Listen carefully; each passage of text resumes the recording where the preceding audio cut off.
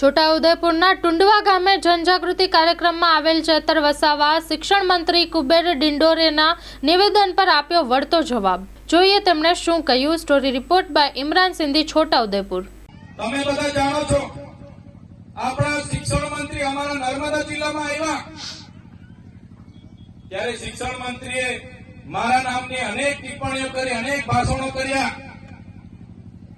એમણે કીધું કે શું ખોટ પડી ગઈ, ત્યારે શિક્ષણ મંત્રીને હું કહેવા માંગુ છું, તમે શાળાના કાર્યક્રમમાં ઉપસ્થિત હતા શિક્ષણ મંત્રી તરીકે, તમે જે જગ્યા પર આવ્યા હતા એ શાળાનો કાર્યક્રમ હતો અને તમે શિક્ષણ મંત્રી છો, ત્યારે શિક્ષણ મંત્રી તરીકે તમારે એનું ચિંતન કરવું જોઈએ કે આદિવાસી વિસ્તારોમાં નકલી કોલેજો ચાલે છે નર્સિંગના નામે।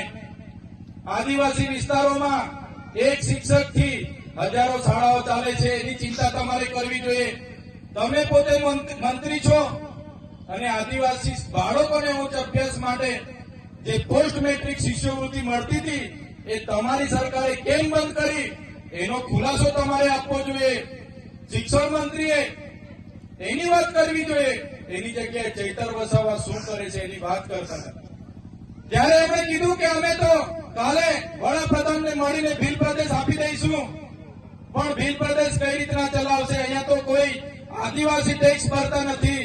ત્યારે શિક્ષણ મંત્રીને ખબર ન હોય તો એમની જાણ માટે હું કહી દઉં છું, આદિવાસી વિસ્તારમાં જે પાણી છે, વીજળી છે, લિગ્નાઇટ છે, રેતી છે, પથ્થર છે, જળ છે, જંગલ છે, જમીન છે, એમાંથી અનેકો કરોડો ને પણ અબજો રેવન્યુ અમે જનરેટ કરીએ છીએ, એનાથી આ દેશ ચાલે છે। અમે કોઈના પર ભીખ નથી માંગતા।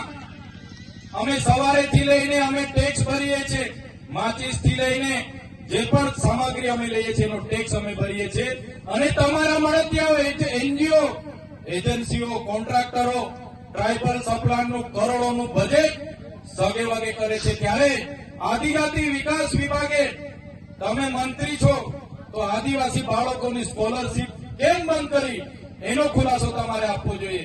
3 વર્ષથી વડોદરાની એમએસ યુનિવર્સિટીના વાઇસ ચાન્સલર બોગસ સર્ટિફિકેટના આધારે નોકરી કરતા હતા, હમણાં પકડાયા છે, એનો ખુલાસો તમારે આપવો જોઈએ, પણ તે આપી નથી શકતા અને હવામાં ફાંકા ફોતારી કરે છે।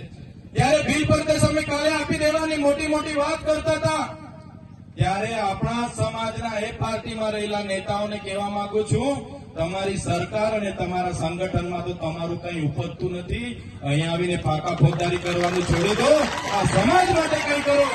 તે દિવસે આ સમાજને સિંચાઈનું નર્મદાનું પાણી મળશે, આ વિસ્તારમાં સારું શિક્ષણ તમે અપાવી દેશો, આ વિસ્તારના બાળકોની સ્કોલરશીપ ચાલુ કરી દેશો, બોગસ કોલેજો પર કાર્યવાહી કરશો, ખોટા સર્ટિફિકેટો લઈને લાખો લોકો નોકરીઓ પર છે એમના પર કાર્યવાહી કરશો, અને જે દિવસે તમે જો અમારી સરકારમાંથી અમને અલગ ભીલ પ્રદેશ અપાવી દેશો એ દિવસે અમે તમારો પીઠ થબડીશું ને તમારી સાથે ઉભા રહીને તમારા વખાણ કરીશું, પણ તમે અમને ભીલ પ્રદેશ અપાવી દો। સાથીઓ, આજે મને અહીંયા આમંત્રણ મળ્યું, આપણી આદિવાસીની 27 અનામતની બેઠકો છે, જેમાં આદિવાસી લડી શકે, એ કોઈ પણ પાર્ટીમાંથી લડીને જીતી જાય। આજે 27 ધારાસભ્ય આપણા આદિવાસીઓ વિધાનસભામાં બેસે છે, પણ આટલી મોટી સમસ્યાઓ વર્ષોથી આપણી ચાલે છે, તો તે ડબલ એની જમીનો બધી દાહોદ હોય, મહીસાગર હોય, પંચમહાલ હોય, કેવડિયા હોય, નર્મદા હોય, આ સરકારના અધિકારીઓ શ્રી સરકાર કરીને બધા એમના મળતિયાઓને આપી દે છે। એક પણ નેતા આદિવાસીઓની જમીનો માટે, એક પણ નેતા આદિવાસીઓના શિક્ષણ માટે, એક પણ નેતા આદિવાસીઓના આરોગ્ય માટે બોલવા તૈયાર નથી। બધાને પોતાની ટિકિટોની પડી છે, જ્યારે પાર્ટી ઊંચી આંગળી કરવા ગઈ ત્યારે ઊંચી આંગળી કરે છે।